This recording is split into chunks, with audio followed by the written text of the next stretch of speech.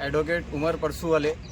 आज आम्ही कोल्हापूरमध्ये झालेल्या घटनेच्या निषेधार्थ 3 मागण्या प्रशासनाकडे केलेली आहे। आमची प्रमुख मागणी अशी आहे की कोल्हापूर येथे जे समाजकंटकांनी बेकायदेशीर आतंकवादी हल्ल्यासारखं मस्जिदीमध्ये जाऊन जे बेजमाव जमा करून जे कुराणचा व मस्जिदीचा नुकसान केलेलं आहे, त्यांच्यावर नवीन BNS प्रमाणे जे हे गुन्हे दाखल व्हावा व मॉब लिंचिंग सारख्या गुन्ह्यामध्ये त्यांना जामीन होऊ नये असे सेक्शन लावण्यात यावा।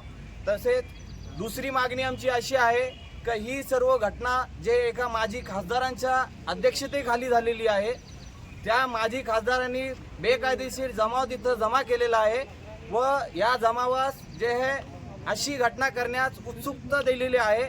म्हणून प्रशासनावर जे संबंधित प्रशासन तिथे जिल्हाधिकारी उपस्थित होते, कलेक्टर SP साहेब उपस्थित होते, यांच्यावर सखोल चौकशी करून यांची ताबडतोब बदली करावा व त्यांना शासकीय सेवेतून बडतर्फ करावा अशी एक मागणी केलेली आहे।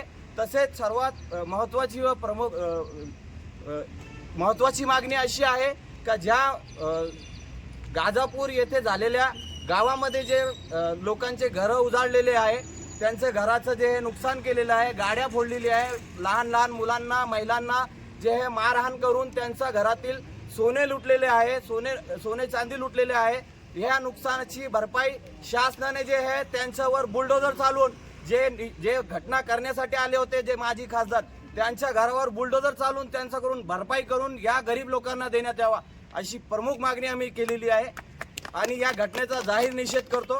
जय हिंद, जय महाराष्ट्र।